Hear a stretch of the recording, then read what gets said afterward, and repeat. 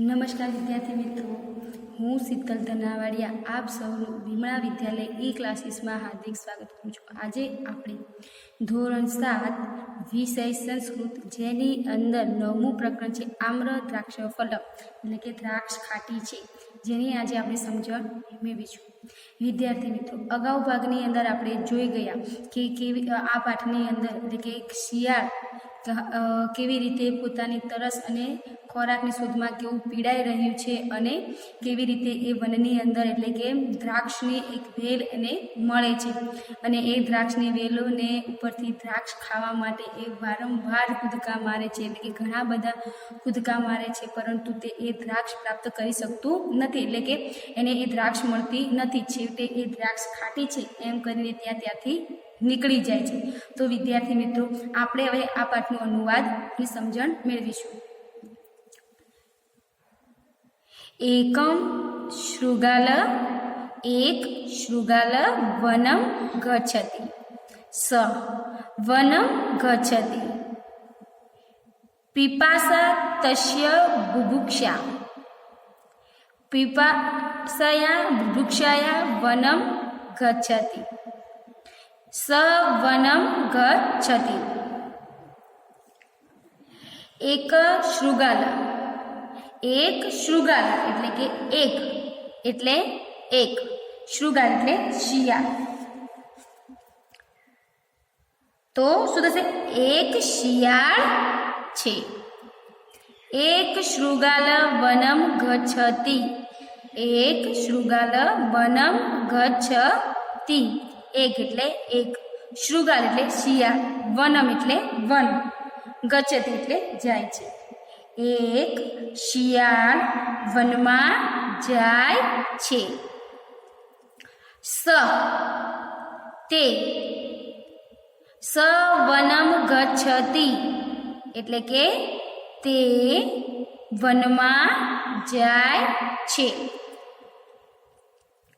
પિપાસા તસ્ય બુભુક્ષા, પિપાસા એટલે કે તરસ, તસ્ય એટલે તેની, બુભુક્ષા એટલે ભૂખ, તો તેને તરસ અને ભૂખ લાગી છે। શું લાગ્યું છે? તો તરસ અને ભૂખ લાગી છે। પિપાસયા બુભુક્ષયા વનમ ગચ્છતિ, પિપાસયા એટલે કે શું થયું? તરસને, શું? તરસને બુભુક્ષયા અને ભૂખને લીધે, એટલે કે તરસને લીધે અને ભૂખને લીધે, વનમ એટલે વન, ગચ્છતિ એટલે જાય છે। તો તરસ અને ભૂખને લીધે તે વનમાં જાય છે। પછી શું લખ્યું? સ વનમ ગચ્છતિ, તો સ એટલે તે, વનમ એટલે વન, ગચ્છતિ એટલે જાય છે, તો તે વનમાં જાય છે। તો શું થશે અનુવાદ એનું? એક શિયાળ છે, એક શિયાળ વનમાં જાય છે, તે વનમાં જાય છે, તેને તરસ અને ભૂખ લાગી છે। તરસને લીધે અને ભૂખને લીધે તે વનમાં જાય છે, તે વનમાં જાય છે। તો શું થયું કે તરસ, અહીંયા કોણ છે? તો એક શિયાળ, કોણ છે? તો અહીંયા એક શિયાળ છે। શું કરે છે? તો અહીંયા એક શિયાળ છે, એને શું કરે? વનમાં એટલે કે જંગલમાં જાય છે, તેને શું એટલે કે તે જંગલમાં જાય છે। શા માટે જાય છે?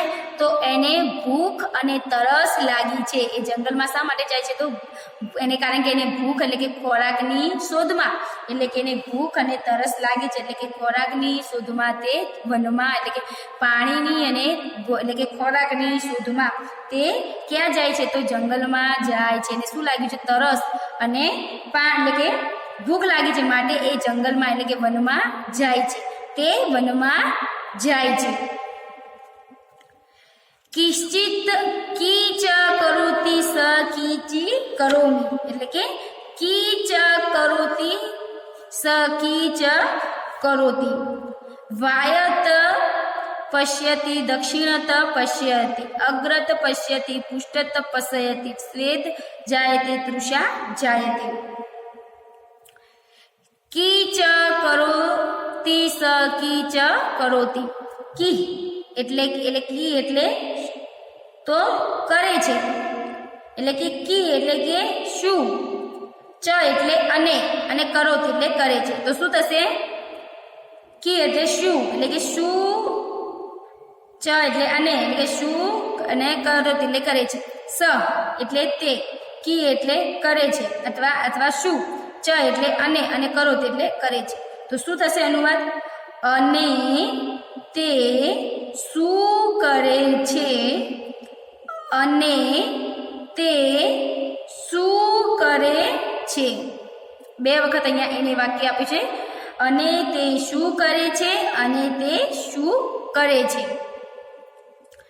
વામત વામત પશ્યતિ દક્ષિણ પશ્યતિ. વામત એટલે કે ડાબે, પશ્યતિ એટલે જુએ છે, દક્ષિણ એટલે કે જમણે, પશ્યતિ એટલે જુએ છે, તો તે ડાબે જુએ છે, તે જમણે જુએ છે. શું કરે છે? તો તે ડાબે જુએ છે અને તે જમણે જુએ છે. અગ્રત પશ્યતિ પૃષ્ઠત પશ્યતિ. અગ્રત પશ્યતિ એટલે કે અગ્રત એટલે કે આગળ, અગ્રત એટલે આગળ, પશ્યતિ એટલે જુએ છે, પૃષ્ઠત એટલે પાછળ જુએ છે, તો તે આગળ જુએ છે, તે પાછળ જુએ છે. સ્વેદ જાયતે તૃષા જાયતે.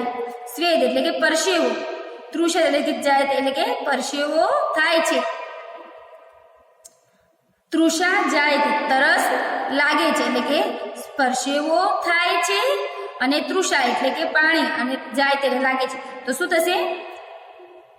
પાછળ જુએ છે એટલે કે તેને પરસેવો થાય છે અને તરસ લાગી છે. શું થાય છે? તો અહીંયા અનુવાદ શું થશે? તો અને તે શું કરે, અને તે શું કરે છે? તે ડાબે જુએ છે, તે જમણે જુએ છે, આગળ જુએ છે, પાછળ જુએ છે, પછી તેને પરસેવો થાય છે અને તે તરસ લાગે છે. તમે જુઓ વિદ્યાર્થી મિત્રો કે એક શિયાળ, જે તમે જુઓ કે તમે એક દિવસ ન જમ્યું હોય, એક દિવસ ભૂખ્યા હોય, તો તમારી હાલત કેવી થાય? તમે બરાબરના હેરાન થઈ જાઓ ને, અને પછી કશું કામ કરી શકો? તો ના. પણ અહીંયા શિયાળની જ એ જ હાલત થઈ છે કે એને તરસ પણ લાગી છે અને ભૂખ પણ લાગી છે, જેના કારણે એનું શરીર કેવું છે? થાકી ગયેલું, અને થાકી ગયેલું હોવાના કારણે એ બધે શું કરે શું ના કરે એને કોઈ ખબર જ નથી. પછી શું? એ જમણી બાજુ ભાગમાં એટલે કે જમણી બાજુમાં જાય છે અને ડાબી બાજુમાં એટલે કે બધી દિશાઓમાં ફરે છે, સાથે સાથે આગળ પાછળ એટલે કે ચારેય દિશાઓમાં એ ભ્રમણ કરે છે, પરંતુ એને શું નથી મળતું? કોઈ પાણી પણ મળતું નથી કે કોઈ ખોરાક પણ મળતો નથી. એટલે કે એને, અને જેના કારણે હવે ભૂખ્યો છે અને એને પાણીની પણ જરૂર છે, અને એને તરસ એટલે કે તરસ પણ લાગી છે અને ભૂખ પણ લાગી છે, અને જેને ખોરાક પણ મળ્યો નથી ને પાણી નથી મળ્યું, કે જેના કારણે એનું શરીર એકદમ થાકી ગયું, એકદમ લૂસ શરીર થઈ ગયું, જેના કારણે એને પરસેવો પણ થઈ ગયો છે અને તરસ પણ લાગી. અને જેટલું માણસ તરસ્યો હોય અને એટલું ચાલવાનું, અને આમ ચારેય દિશાઓમાં ભ્રમણ કરે, તો ચારેય દિશાઓમાં ભ્રમણ કરવાથી શું થાય? કે એ જ થાય કે એ થાકી જાય અને પરસેવો થઈ જાય. વધારે થાક, માણસ ભૂખ્યું અને તરસ્યું હોય તો માણસને વધારે પડતો થાક લાગી જાય. શું થાય? એટલે કે વધારે પડતો થાક લાગે. ઇતિ ગચ્છતિ કિમ અપી ન લભતે તત ગચ્છતિ કિમ ન લભતે શાંત જાયતે ખિન્ન જાયતે. ઇતિ ગચ્છતિ, શું કહ્યું? ઇતિ ગચ્છતિ એટલે કે ઇતિ એટલે કે આ બાજુ, ગચ્છતિ એટલે જાય છે, તો તે આ બાજુ જાય છે. ક્યાં જાય છે? તો તે આ બાજુ જાય છે. કિમ અપી ન લબ્ધતે. કિમ અપી એટલે કે કશુંય, ન લબ્ધતે મળતું નથી, તો તેને કશું મળતું નથી. તત ગચ્છતિ તત એટલે તે અથવા પેલું, ગચ્છતિ એટલે બાજુમાં જાય છે, તે પેલી બાજુમાં જાય છે. કિમપી ન લબ્ધતે આગળ આવી ગયું, કિમપતિ એટલે કે કશુંએ, ન લબ્ધતે મળતું નથી, તો એને કશુંએ મળતું નથી. શ્રાંત જાયતે ખિન્ન જાયતે, શાંત જાયતે ખિન્ન જાયતે, શાંત એટલે કે તે શું થઈ જાય, શાંત એટલે કે થાકી જાય છે, જાયત એટલે જાય છે, તો તે થાકી જાય છે, ખિન્ન એટલે કે દુખી અને જાયતે એટલે થઈ જાય છે, તો તે થાકી જાય છે અને તે દુખી થઈ જાય છે. તો શું થશે અનુવાદ, તે આ બાજુ જાય છે, તે આ બાજુ જાય છે, તેને કશુંએ મળતું નથી. તે પેલી બાજુ જાય છે, તેને કશું જ મળતું નથી. તે થાકી જાય છે, તે દુખી થઈ જાય છે. શું થયું કે હવે એને પાણી અને તરસ ને ભૂખ બંને વસ્તુ લાગી છે, માટે એ બધી દિશાઓમાં ભ્રમણ કરે છે, એટલે કે અને તેના કારણે એને પરસેવો પણ લાગે છે અને થાકી પણ ગયો. હવે એ એક આ દિશામાં જાય ત્યાં પણ એને કશું મળ્યું, બીજી દિશામાં ગયું તો પણ એને કશું ના મળ્યું, અને છેવટે એ શું થઈ જાય, થાકીને પરસેવોથી થાકીને લૂસ થઈ જાય છે અને ખીન એટલે કે દુઃખી પણ થઈ જાય છે. તમે જુઓ કે તમે ચારે દિશામાં આખું જંગલ ભ્રમણ કરો પણ છતાં પણ તમને કોઈ ભોજન ના મળે તો શું થાય, છેવટે તમે થાક વધારે, ભોજન ના મળવાની, પાણી ના મળવાના કારણે તમે વધારે થાકી જાઓ. તો અહીંયા શિયાળની પણ હાલત એવી જ થઈ છે. કીચ પશ્યતિ સ કીચ પશ્યતિ, પશ્યતિ દ્રાક્ષાલતામ, સ પશ્યતિ દ્રાક્ષા ફલમ, ઉપરી ઉપરી લલાતુમ દ્રષ્ટ્યતે ચત ચ ફલમ. કીચ પશ્યતિ ચ કીચ પશ્યતિ, કીચ એટલે કે અને તે શું જુએ. અહીંયા આગળ આપણે આ વાક્ય આવી ગયું, તો અહીંયા પશ્યતિ એટલે કી એટલે તે શું, ચ એટલે અને પશ્યતિ એટલે જુએ છે, સ એટલે તે, કી એટલે શું, ચ એટલે અને પશ્યતિ એટલે જુએ છે. અને તે શું જુએ છે, અને તે શું જુએ છે. પશ્યતિ એટલે કે જુએ છે, દ્રાક્ષા લતામ એટલે કે દ્રાક્ષની વેલ જુએ છે, દ્રાક્ષની વેલ. સ પશ્યતિ દ્રાક્ષા ફલમ, તે પશ્યતિ એટલે જુએ છે, દ્રાક્ષા ફલમ એટલે કે દ્રાક્ષને જુએ છે. ઉપરી ઉપરી લલાતુમ એટલે કે ઉપર, ઉપરી ઉપરી એટલે ઉપર ઉપર, લલાતુમ એટલે કે વેલાઓ. દૃષ્ટે ચ તત ફલનમ એટલે કે શું થયું, દ્રષ્ટિ એટલે કે એની આંખે શું જુએ છે, તો ચ તત એટલે કે તે, તત એટલે તે, ફલમ એટલે દેખાય છે. તો શું થશે ભાષાંતરનું, અને તે શું જુએ છે, અને તે શું જોવે છે. તે દ્રાક્ષની વેલ જુએ છે. શું થશે, તે દ્રાક્ષની વેલ જુએ છે, તે દ્રાક્ષને જુએ છે, તે દ્રાક્ષને જુએ છે. અને ઉપરને ઉપર એટલે કે ઉપરને ઉપર વેલાઓ પર, શું, ઉપરને ઉપર વેલાઓ પર તે દ્રાક્ષને દેખાય છે. એટલે કે હવે એને જંગલમાં ફરતા ફરતા એ શું શેના ઉપર નજર પડે છે, તો એક દ્રાક્ષની વેલ ઉપર નજર પડી અને તે દ્રાક્ષની ઉપર એટલે કે તે જુએ છે કે સૌથી ઉપર ત્યાં દ્રાક્ષની વેલ ઉપર એટલે કે સૌથી ઊંચાઈ દ્રાક્ષ દેખાય છે, કે જેને દ્રાક્ષ દેખાય છે. અને હવે એટલે કે એની આંખોથી એક શું તો વેલા ઉપર એ દ્રાક્ષને જુએ છે.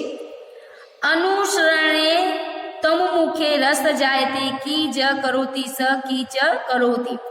એક વાયર ઉત્પત્તિ, દ્વિય વાયર ઉત્પત્તિ, ત્રિયા વાયર ઉત્પત્તિ, પુનઃ પુનઃ ઉત્પત્તિ, સ્વેદ જાયતે શ્રમ જાયતે લભતે ન દ્રાક્ષા ફલમ.